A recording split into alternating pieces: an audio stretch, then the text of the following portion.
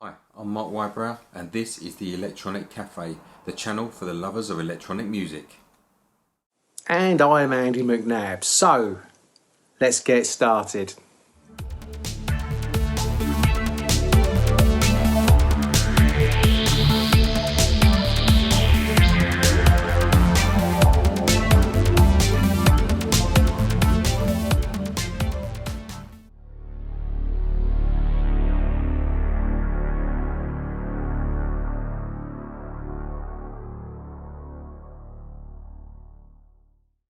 So, welcome to episode 30 of the Electronic Cafe. Really hope you enjoyed the last two shows we did with the fantastic Tiny Magnetic Pets. Mark and I thoroughly enjoyed meeting them. What lovely people. We've got some more good interviews coming up. In the next episode, we'll be releasing the interview Mark and I did just a little while ago with the incredible Colin Wallace, who's a very good friend of the Cocteau Twins, works at 4AD and Rough Trade, and what an absolute gent and some incredible stories. So you won't want to miss that next show, and we're going to intertwine it with some of the amazing music of the Cocteau Twins. So yeah, looking forward to that. We've just had confirmation that Jennifer Touch, based out in Germany, whose album Behind the Wall we ranked, I think, number 4 in our top 30 of last year. She's got some new material coming out and she's going to talk to us about that when she comes on the show towards the back end of next month. So super pleased that she's coming on. Also, a good friend of the show now, Passenger S of 808.pop and Metroland. He kindly sent Mark and I a couple of packs where he had some of the more recent material and new stuff that's coming. We're going to talk to him about that. Amazing music that the guy's producing. Absolutely love his stuff. And we've got more stuff coming through as well. So keep your eyes and ears open for these shows as they come. So some great interviews coming up. But in this episode, we are going to talk about one of the biggest legends in electronic music, and that is Orchestral Manoeuvres in the Dark. Mark and I are massive fans of Mr. McCluskey and Humphreys, so we're going to sort of give you a whistle-stop tour, as say, of their career and why they are genuine electronic music legends. So let's go and have a listen and some of their good stuff, and hopefully you guys can find out a bit more about the incredible Orchestral Manoeuvres in the Dark.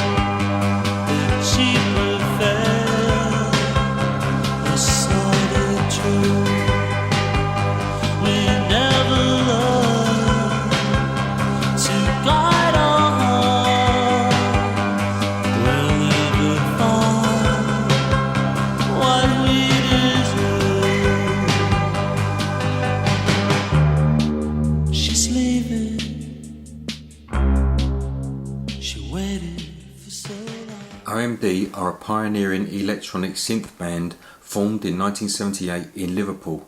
Andy will share with you further details of their early career, but basically they were formed out of their huge love of Kraftwerk and electronic music, and one of their early band names and a song on organisation called VCL X1 is a reference to the valve image on the back cover of the Kraftwerk Radioactivity album. OMD have had 13 studio albums between 1980 and 2017, despite Paul Humphreys leaving the band in 1989 and Andy McCluskey carrying on the OMD name on his own for a further 7 years before disbanding it completely in 1996. OMD reformed in 2005 and they've released 3 studio albums since their reformation and are better than ever and are still going strong to this day.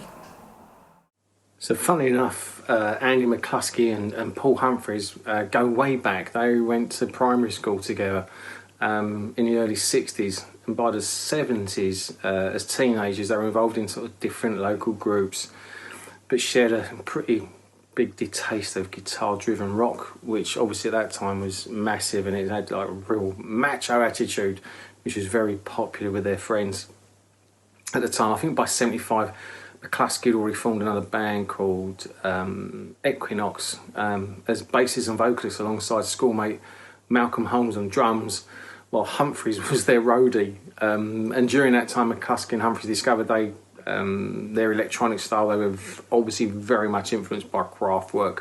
I think all of us know that story. They went to a gig in Liverpool and they said, "This is the future of music." I think in '77, McCluskey and Humphreys put together a 7-piece band with like 3 singers, 2 guitarists, a bassist, a drummer, and they got quite a following. But Humphreys and McCluskey collaborated on a side project at that time as well called, I think it was VCLX1, and it sort of allowed them to kind of pursue their love of electronic music and be a bit more experimental. They worked with homemade kit-built synthesizers and sort of circuit-bent radios. I think in '78 the ID group split due to musical differences, and McCluskey joined Rural Electronic Outfit, and I do remember him sort of remotely, Dalek I Love You, but as their lead singer, but quit in September, so it didn't last very long. I mean, in '78, the same month as he left Dalek I Love You, McCluskey rejoined Humphreys, and their VCLX1 project was thankfully renamed Orchestral Manoeuvres in the Dark. The name was gleaned from a list of song lyrics and ideas that were apparently written all over Andy's wall, and was chosen so they just didn't get mistaken for a punk band. They began to gig regularly as a duo, perform to backing tracks played from a TAC 4-track recorder, aptly christened as Winston, after the anti-hero George Orwell's novel 1984. Their debut performance was in October '78 at Eric's Club in Liverpool, finding themselves just on that cusp of a whole electronic new wave in British pop music, and they released a one-off single, Fabulous Electricity, with Factory Records, and the track was supposed to be produced by Factory Records producer then Martin Hamnett. However, the A-side was the band's original demo that was produced by their friend, the owner of Winston and soon-to-be manager Paul Collister, under the pseudonym Chester Valentino. It was taken from a nightclub, I think called Valentino's in a nearby Chester. The single sleeve was designed by Peter Saville, whose distinctive graphics provided a lot of their public image well into the mid-80s. In 1979, they were asked to support Gary Newman on his first British tour. I remember it because it was the first big gig I went to, and I remember Winston, they referred to fondly, and I was blown away by them then. And it was literally just the two of them on the stage with no real lighting, just Andy on bass, Paul on the synth, and Winston. And obviously what followed with Newman, his big extravaganza was incredible. But those two guys with a tape machine did an amazing job. And the thing is, I think Newman gave them their first big break because he saw them opening for Joy Division and asked them to go on tour. So, apparently Gary Newman was very good to them. And ironically, when Gary's career slips a bit, as we know from the part 2 we did of our episodes on him, Newman ended up supporting OMD in a 1993 arena tour.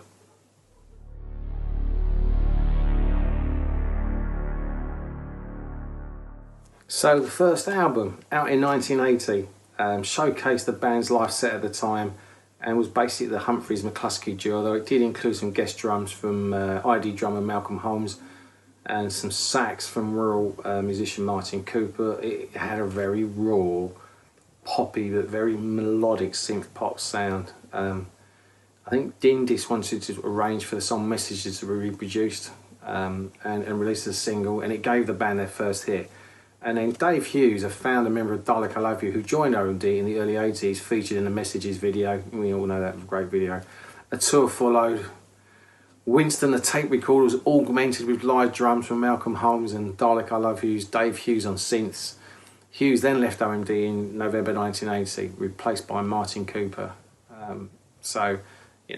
There's some great memories of this album when I first played it in my mum and dad's house in Romford when I was a kid. I think the original cover of this was black with the orange. Obviously this is a later repress, but it had an instant impact on me. Still stays very close to my heart, and it is a great album. And again, this was the start of a whole legendary status they so rightly deserve.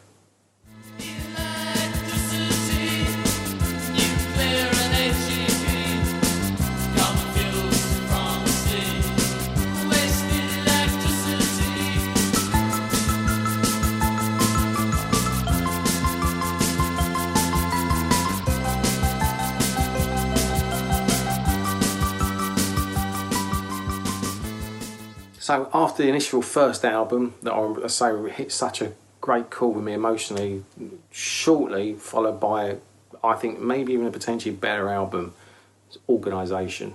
That was the second one. It was named after the band which preceded Kraftwerk, because I think the band members at Organisation were obviously Florian Schneider and Ralf Hutter. And it was recorded as a three-piece, obviously with McCluskey and Humphreys and then Holmes. It was again produced by Howlett and had a rather moodier, slightly darker feel. The album included the hit single Enola Gay, named after the plane that was dropped an atomic bomb on Hiroshima. The song, I think, was intended to be included on the debut album, but was left out for the final selection. So the tour for this album had a four-piece band lineup with saxophonist Martin Cooper, another Dalek I Love You member, and recruited for keyboard duties. And in early '81, this band's star was really rising. So Record Mirror named OMD as the fourth best band of 1980. Enemy and Sounds both named the group as one of the 10 best new acts of that year. So they were really starting to see their star rise. And, when you're bringing that stuff of this quality, quite rightly so.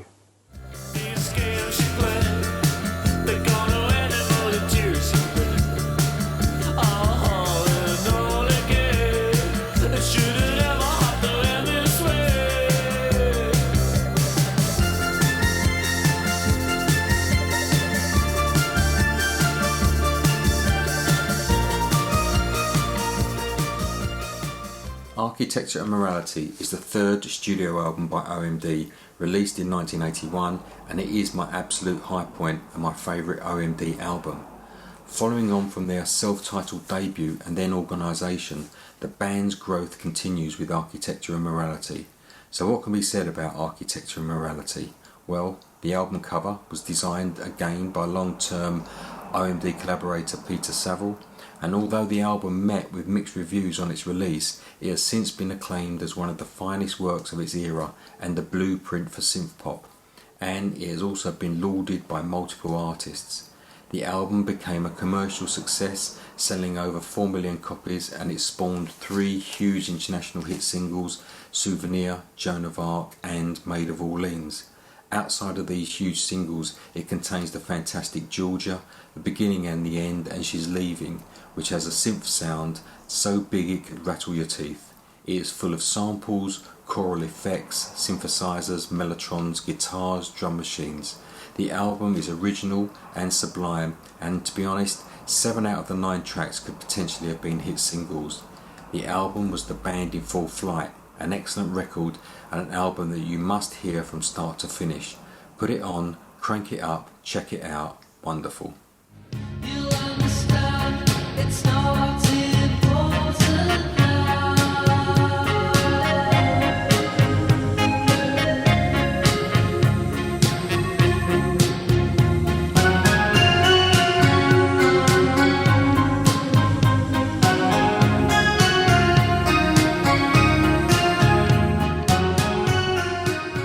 Dazzle Ships is the 4th album by OMD, released in 1983. For those that don't know, Dazzle Ships is a reference to the form of camouflage used in World War I to camouflage ships by using complex patterns of geometric shapes in contrasting colours, interrupting and intersecting each other. Unlike other forms of camouflage, the intention is to dazzle and not to conceal, but to mislead and to make it difficult to estimate a target's size, range, speed or its heading. So now you know. The cover art designed by Peter Saville, and it was always going to be a difficult task following up the hugely successful Architecture and Morality album. OMD had grown with each album so far, and with Dazzle Ships it was as if the band took a sharp right turn and pulled up the brake. Dazzle Ships was slightly ahead of its time, and when that happens with an album, they are usually considered to be a notorious flop rather than a misunderstood groundbreaking gem, which is exactly what this album is, a gem. OMD, at the peak of their popularity, opted for a major departure in their sound. The album is noted for its experimental content and its sound collages between songs and the use of shortwave radio recordings to explore Cold War Eastern Bloc themes. Without doubt, Dazzle Ships contains some great moments: Genetic Engineering, Telegraph, Silent Running and Romance of the Telescope. On release, Dazzle Ships met with a degree of critical and commercial hostility. However, opinion has changed in the years since its release, and it has received much critical acclaim and a cult following amongst music fans, and also has been cited as a major influence by many artists and music publications. Go check it out for yourself. It is a gem.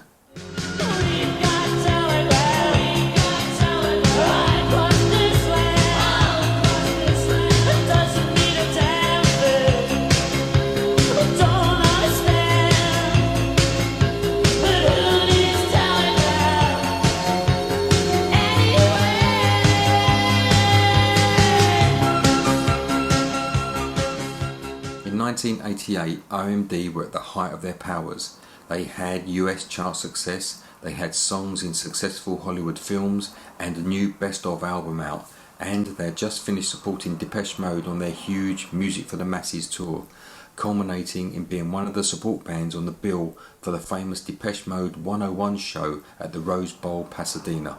However, unhappy with the band's commercial orientation and tensions within the band, following all of this, Paul Humphries subsequently called it a day and he left, and he founded a new band called The Listening Pool with other OMD members Martin Cooper and Malcolm Holmes in 1989, effectively leaving Andy McCluskey on his own with the OMD name. Over to you, Andy.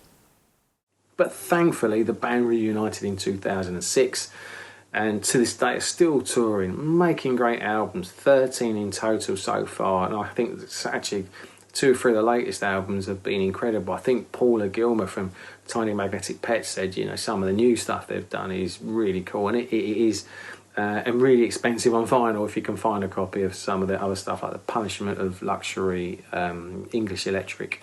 But I honestly just want to say, you know, none of their creative energy is dissolved.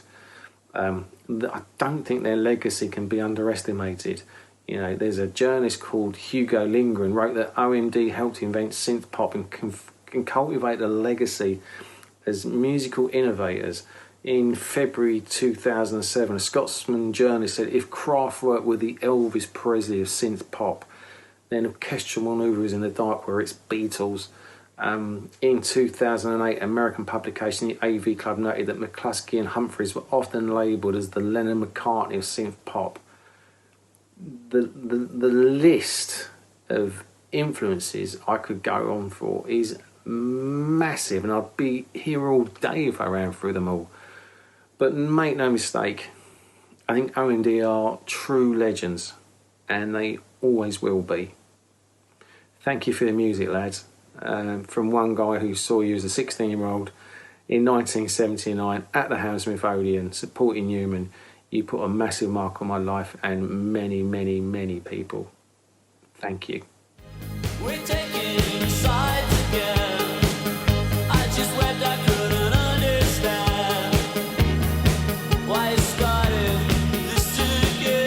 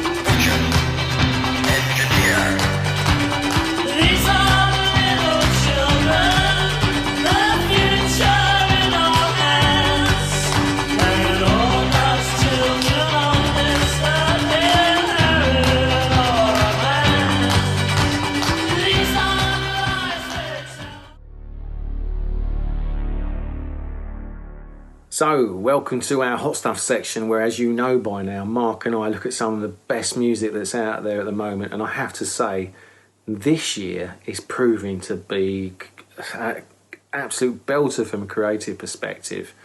I've found some amazing music, and if you look at the first couple of shows, you'll see why. But this album is the first one I recommend, and it's Lost Horizons, and the album's called In Quiet Moments. It's the second full-length release from the duo of Simon Raymond, who's ex-Cocteau Twins, and JMC member Richard Thomas. There are a ton of guest vocalists on this, like Richard Grant, Ren Harveau, Porridge Radio, Tim Smith and Ural Thomas.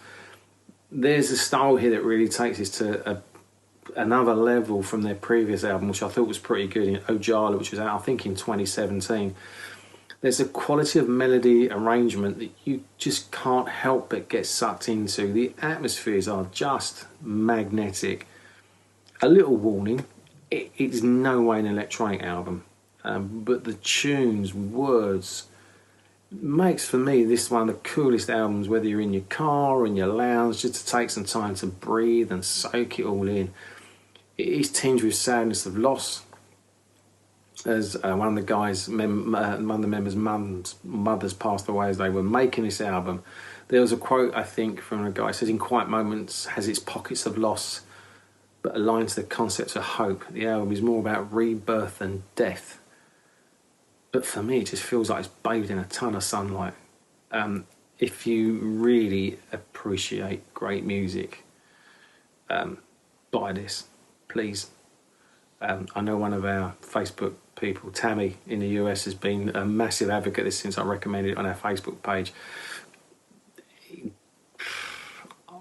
I talked about the Schiller album, and I thought that was amazing. This is different, but in terms of quality, just brilliant. I can't recommend this highly enough. So I hope you like it. Let me know. That's just like me.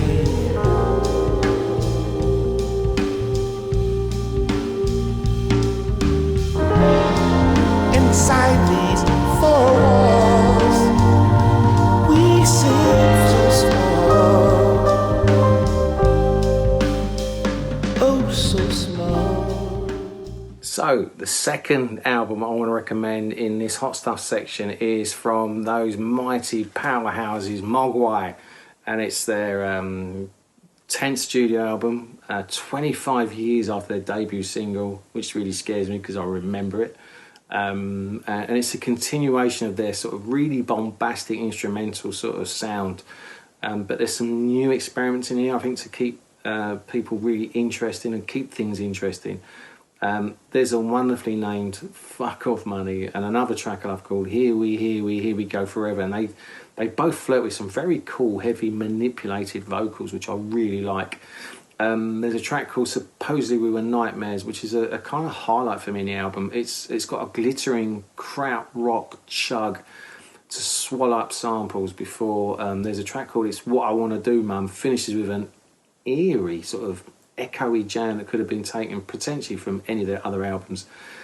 This album premiered with an online show from the Tramway, I think last month.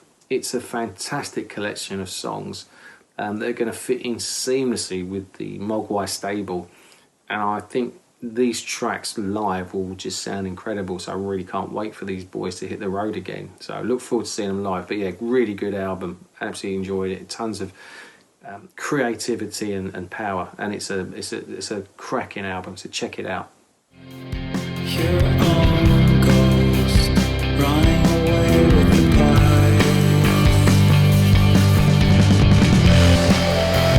Disappear in the sun. All gone. All gone.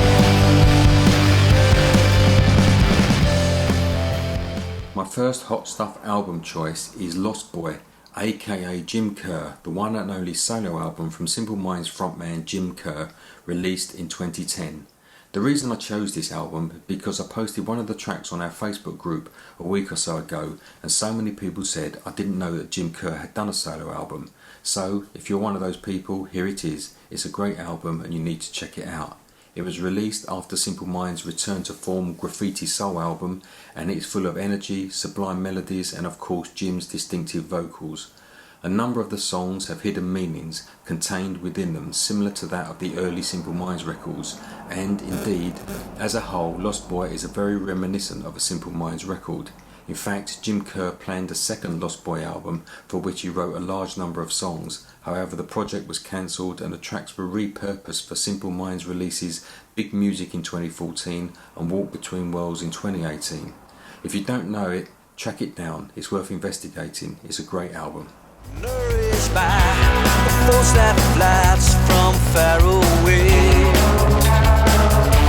and we will say, come to me, refugee, let me be the one who frees you when you're calling, refugee.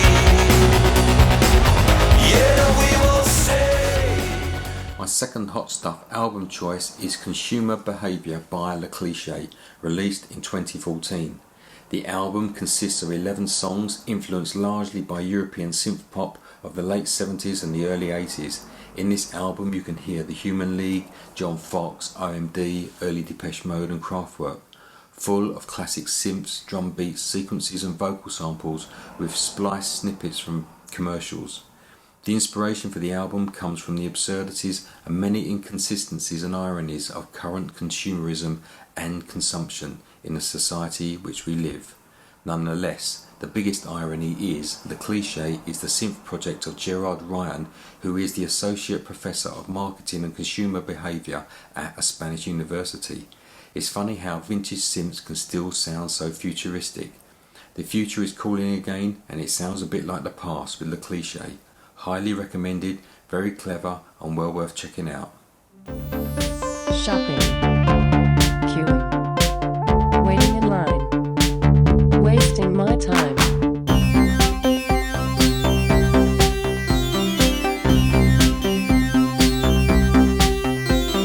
Filling time waiting in line, wasting time, losing my mind. Your call is important to us.